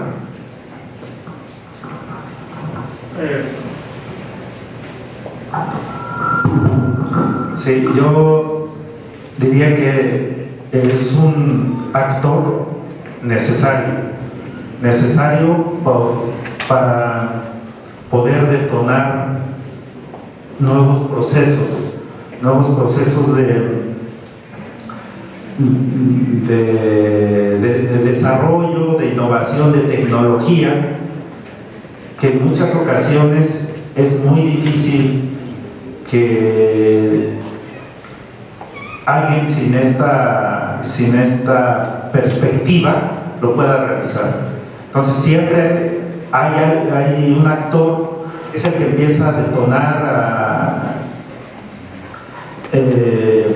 a atreverse a hacer las cosas de otra manera, y además, pues no necesariamente, en muchas ocasiones con recursos limitadísimos, pero con una visión y una perspectiva de nuevos desarrollos que pueden ser detonantes hacia enfoques diferentes de producción. Y hablo concretamente de esta parte de productos, pero también hablando desde eso es con la perspectiva como innovación, pero la otra también es necesario. Yo veo un problema entre la investigación y la aplicación de las investigaciones. No ha estado un tanto divorciado, separado. Y quien ha hecho mucho esta función de transferencia de tecnología, de desarrollo, han sido las empresas. Han cubierto ese hueco de transferencia de tecnología que por muchos años estuvo a cargo del Estado, después se retiró. Entonces, a eso me refiero, por un tema de innovación y por otro tema de transferencia tecnológica. Consideramos que es necesario que existan y que se sigan multiplicando. Bueno, mira, este tema yo creo que es un término en el campo, y en muchos lugares es un término, y hoy en día más, sobre todo en este contexto, hablar de empresario a veces hablar de un ogro así, malo, ¿no? Yo creo que lo primero es que el empresario tiene que demostrar que no es lo que todo el mundo le dice al empresario, que es aquel que nada más está para explotar los recursos, para ganar, y que no se diga, que no tiene representación, bla, bla, bla, bla. Entonces tiene un rol muy importante. Ahorita es defenderse, porque ahorita está siendo sujeto de 1000 cosas, ¿no? Yo vengo de una universidad donde todavía hablar de empresario es hablar de algo, por definición, malo. Y bueno, de ahí salen los agrónomos, salen 1200 agrónomos cada año. Y se le está diciendo siempre, oye, eso de ser empresario es malo,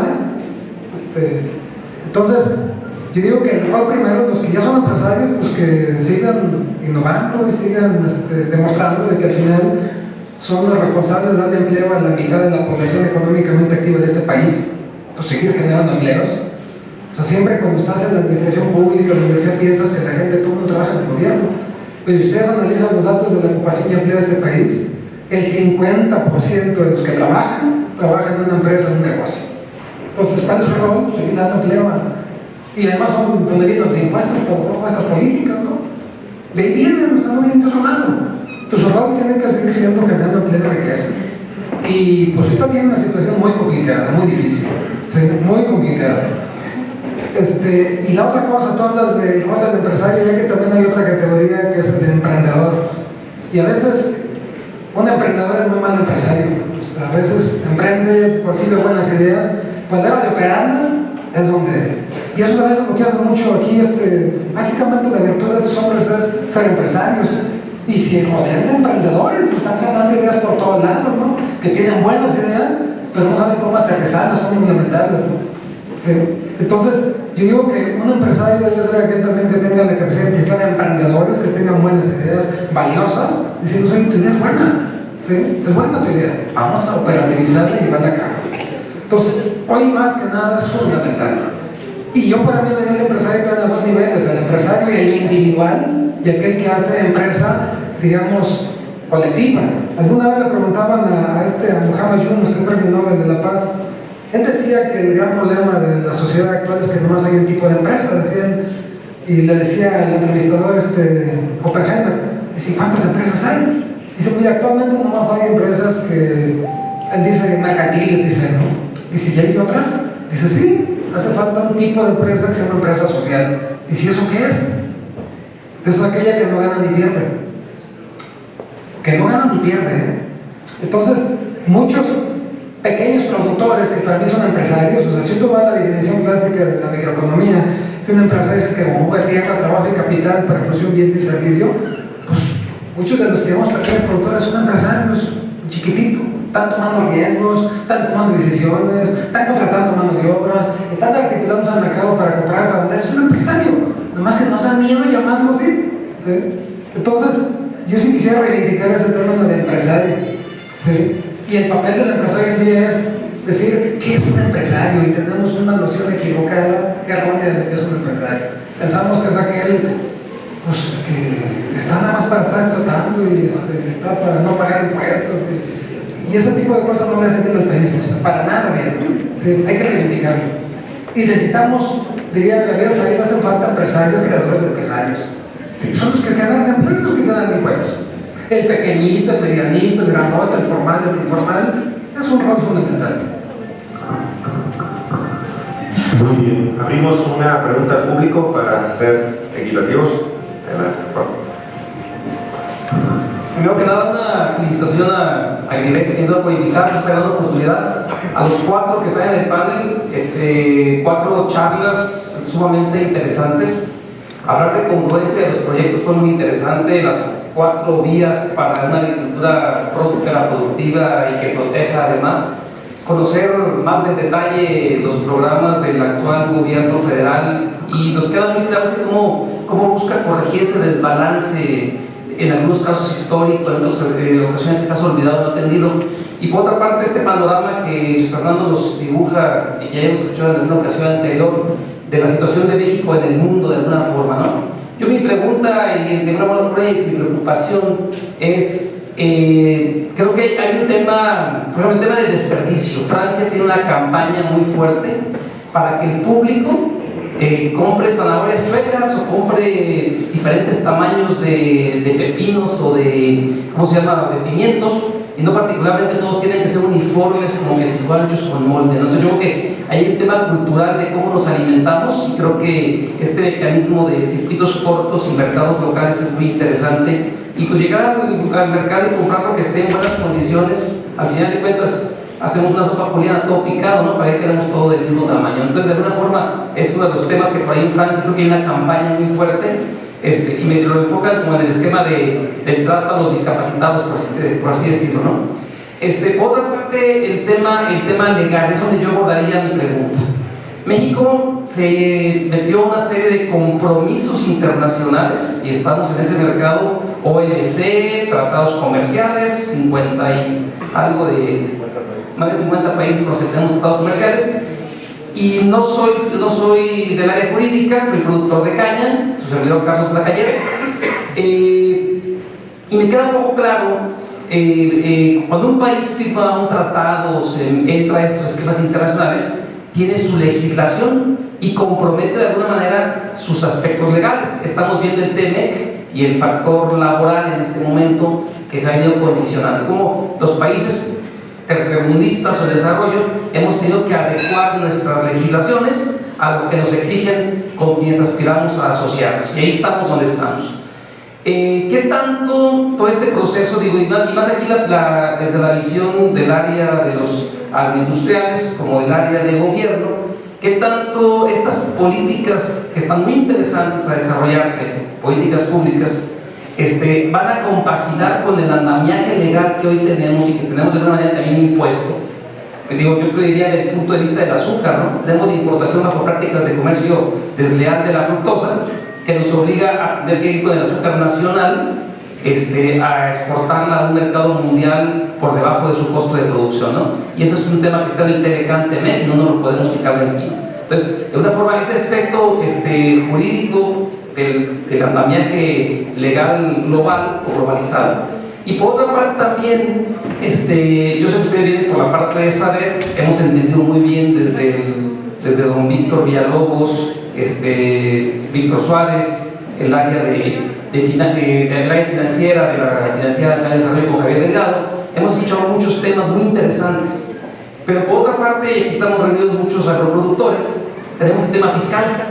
Pues tenemos una legislación fiscal, una mala reforma fiscal que está vigente desde 2014 a la fecha, que el capítulo para productores del campo lo confunde entre lo que es personas físicas y personas morales y se convierte entonces en un lastre para el desarrollo. Y quizás aquí lo que Manrubio expresa también diferenciar, ¿no? O sea, lo que es una persona que hace negocios y lo que es una persona que hace empresas. Bien lo señalaba, 50% quizás trabajan para una empresa y otro 50% o son pequeños empresarios o microempresarios. Entonces, de alguna forma, todo el mundo hace alguna actividad para salir adelante, ¿no? Hoy los más de 40 jóvenes que aquí están del programa Construyendo el Futuro, pues están buscando conocer un oficio, una actividad para a la vez salir adelante o bien en una empresa o en una actividad propia, ¿no? Entonces, de una manera, me centro, y perdón por extenderme, al problema de los temas jurídicos. A México, en el contexto de las naciones y su legislación, cómo encaja en este proceso de la cuarta transformación, porque podemos trabajar y comparto el tema milpa, comparto el tema producción orgánica, circuitos cortos, el tema de nuevas proteínas que tienen que ser para la nutrición humana, pero cómo vamos a jugar en ese aspecto cuando nos llega todo lo demás importado abiertamente y México no pudiera hacer nada. Y por otro lado, el ser humano es multifuncional, puede producir en el campo de su parcela y luego también puede transformar y vender producto transformado, y pues fiscalmente está en un problema porque le cambian el régimen por transformar y es un lastre a algo que es muy interesante para la subsecretaría de Víctor Suárez, que es el propio desarrollo y la sustentabilidad y la autosuficiencia, ¿no? Muchas gracias.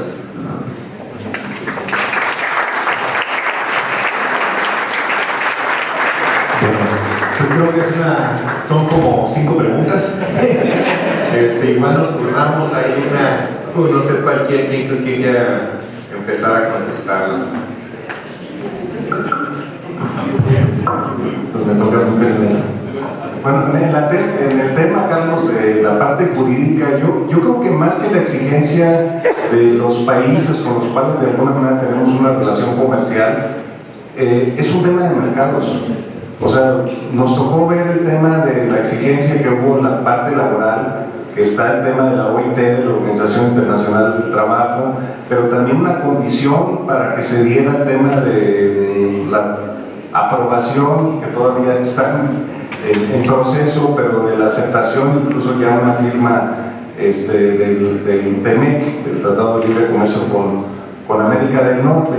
Yo creo que es un tema que tiene más que ver con el tema de los mercados. Y yo creo que si hablamos hacia dónde van nuestros productos, pues ya prácticamente ya no estamos hablando que solamente tienen que cumplir legislaciones nacionales. Ya estamos hablando de que tengan que cumplir temas de exigencias de otros países, inclusive de los propios mercados. O sea, yo sí hago mucho énfasis en el gran cambio en el tema de la mentalidad del productor, en donde dices, a ver, es el gobierno quien te está exigiendo que cumplas con el tema de normas de calidad, de inocuidad. Yo creo que no tanto, aunque existen algunas normas de calidad y inocuidad, por ejemplo, fueron más bien los mercados los que empezaron a exigir. Y si tú quieres entrar a un mercado como Estados Unidos o Japón, son diferentes exigencias, pero es un tema comercial que te exige que tengas que tener una certificación que garantice, por ejemplo, el cumplimiento de diferentes obligaciones. En el tema legal nos tocó de hecho recibir, por ejemplo, algunos congresistas de Estados Unidos, y no solamente se conformaron con decir, ok, ya se modificó el tema se hizo una reforma laboral para adecuar el compromiso que se tenía en ese aspecto, y ahora vinieron hace unas semanas, vinieron para saber cómo le van a hacer para cumplir esa legislación. O sea, ya no solamente están hablando que ya modificamos la ley, ahora cómo la van a cumplir. O sea, si hay un tema en donde creo que tenemos una asignatura pendiente. Me gustó mucho el tema de lo que comentas, de esa imagen, porque es real eso, la imagen del empresariado mexicano, sea pequeño, grande o mediano, pero hay una imagen de que es un tema prácticamente mercantil, o sea, donde hay una imagen del empresario que hoy en día creo que ha ido cambiando, y creo que ha sido parte de un proceso en donde el empresario es alguien que genera a su entorno, qué es lo que genera de bienestar, qué es lo que genera desarrollo a su entorno. Ya no es el tema de ver números y ver contabilidad y de ver ingresos y costos y a ver cuánto quedó de utilidad. Es un tema, y creo que es un rol que vuelvo a lo mejor hasta la pregunta original, que el empresario que no vea ese entorno de beneficio alrededor de lo que significa su empresa, es una empresa que el día de mañana no va a estar en el mercado, no va a dejar de existir o va a dejar de subsistir. José o Raúl. Dividiría la respuesta en dos. O sea, es un tema legal, pero hacia cumplimiento de normas internacionales por un lado, y la otra hacia sobre todo temas fiscales internos, ¿no? Efectivamente, bueno, está el proceso ya se aprobó en México, el TEMEC, está en proceso de revisión en los demás países. Actualmente con las autoridades mexicanas se está revisando las implicaciones que comentas y los ajustes que tendrían que hacerse, si es que se requieren hacer, para poder cumplir con lo que se ha establecido, eso conforme al TEMEC. Ahora, al interior tengo entendido, no tengo los detalles y no quisiera caer en errores, de que se está promoviendo ya a nivel de la Cámara de Diputados una ley de incentivos en este tema fiscal para las organizaciones, sobre todo organizaciones de productores y como pequeños empresarios, justamente para incentivar esta parte y reducir, buscar beneficios fiscales que existieron en algún momento y que poco a poco se fueron erosionando y se fueron incluso revirtiendo, ¿verdad? Entonces ahora eso lo tengo en el radar, que se está perfilando una iniciativa en ese sentido. No tengo más detalles, es lo que te puedo comentar, pero sí se está pensando de qué manera también incentivar. Y creo que es algo que es necesario también abordar. Ahorita estamos hablando de temas de política pública, pero nosotros mismos nos hemos dado cuenta, al momento de que quieres implementar algo, resulta que hay leyes o reglamentos que requieres cambiar, porque la política pública como tal, en sí misma, no te ayuda, sino que es todo un engranaje, un andamiaje que es necesario modificar, actualizar, reforzar, refrescar y reenfocar inclusive, ¿no? Entonces no es suficiente con este tema de política, sino también es necesario revisar las leyes, reglamentos, normas existentes. Y creo que ahí, como hace un rato también se comentaba, las transformaciones no solamente son de una o de dos personas, sino es un conjunto de personas, un conjunto de iniciativas y desde distintas responsabilidades. Entonces, esto es un poco desde la perspectiva del Ejecutivo, pero habrá que ver desde el Legislativo lo que hay que hacer para que esto camine y esto pueda llegar a buen puerto. Bueno, mira, hay una plataforma en Estados Unidos que se llama Imperfect Products. Es una app que básicamente se dedica a vender frutas, verduras que son imperfectas, pero están tan sabrosas como otras. Y tienen un exitazo y las venden al 60% por debajo del precio convencional, un pimiento, una fresa, una guayaba, unas manzanas. Imperfect Products. Ya está ahí la plataforma, pegas, y sí que vender eso que la gente no quiere. Pues esos estándares así de belleza y las frutas y verduras que han puesto, pues eso genera una enorme cantidad de desperdicio. Pero esa plataforma pues ya hay un modelo de negocio ahí bien interesante. Eso es un tema. El segundo, tiene razón cuando dice lo siguiente, yo a lo mejor me di. Cuando digo que la mitad de los mexicanos trabajan en empresas y negocios son establecidos, que pagan impuestos, que pagan seguro y todo eso. Pero el otro 40% trabaja en negocios informales, que no pagan impuestos, que están ahí, que la legislación, que lo fiscal, que la seguridad social, pues les inhiben poderse formalizar, ¿no? No hace mucho presentó Levi un trabajo bien interesante que se llama, ¿cómo se llama? Incentivos, quién sabe qué van a aprobar, decía. Y básicamente decía, el tema legal, fiscal y laboral es lo que impide que el otro 40% se formalice. Y es un tema que hay que revisar. Pero de hecho, el 90% de los mexicanos trabajan en un negocio formal e informal. O sea, depende de un empresario, en pocas palabras. Entonces, pues, darle patadas a los empresarios, darle patadas al empresario, pues simple y sencillamente. ¿Sí? Solamente el 10% me dijeron que trabajamos con el gobierno, miramos, en otro momento trabajan con el negocio. Así de sencillo, ¿no? ¿Por qué la mitad está informada? Por un tema legal, fiscal y laboral. Y que hay que analizar, que incentivar que entres. ¿Sí? Y una tercera cosa, lo legal. Yo a veces, digo, sé que acá ahorita el gobierno tiene la piel muy sensible y cualquier cosita luego reaccionan así.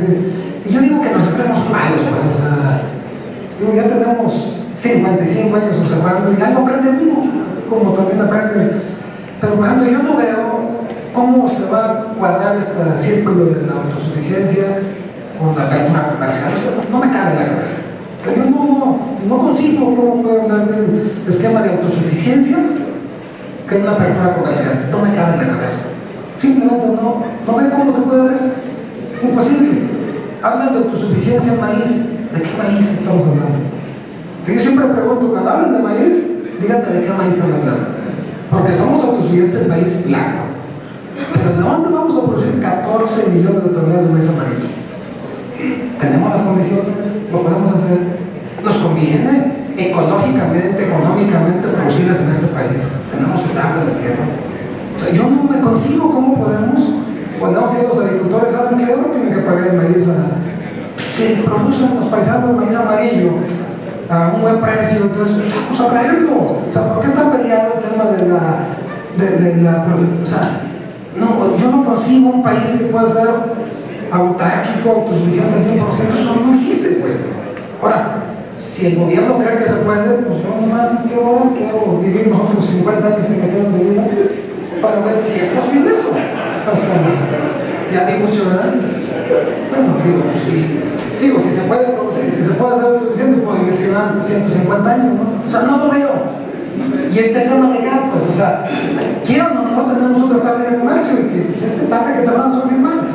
Y ustedes creen que los americanos van a ganar un y dicen, oye, ya no me compres el maíz, las 14 cosas de toneladas de maíz amarillo, de soya, de forrajes. No lo veo. Y que alguien no lo aplique. Pues también yo creo que hay que ser realistas, pues, o sea, yo veo que eso. Es más, qué bueno que esas tierras, muchas tierras están abandonadas. Esas tendríamos que, como el programa Sembrando Vidas lo plantea, reforestarlas y pagarle a la gente porque tenga ahí árboles por el resto de su vida, ¿por qué no? ¿Sí? O sea, pensando en un esquema de sustentabilidad, de viabilidad del país, qué bueno que esas tierras no estén sembradas. Y va bien que se establezcan especies forestales manejables, como lo plantea Sembrando Vida, que es un proyecto estratégico del gobierno también, pues para que nos den oxígeno, nos den empleo, nos den viabilidad como país. ¿Sí? Yo digo que no está mal, pero meterlas a la producción, esas tierras que están abandonadas y meterlas a producir granos, yo a mí se me hace un error desde el punto de vista ambiental, económico, de todo tipo de que puedan dar. ¿Sí? Entonces, pues simplemente hay que ir donde veo el tema de los veganos. O sea, yo no veo cómo, simplemente que alguien me explique cómo vamos a producir todos los forrajes y el maíz amarillo que estamos importando. Con una apertura y no tenemos, queramos o no tenemos las condiciones como país para producir todo eso. Pero bueno, si alguien dice que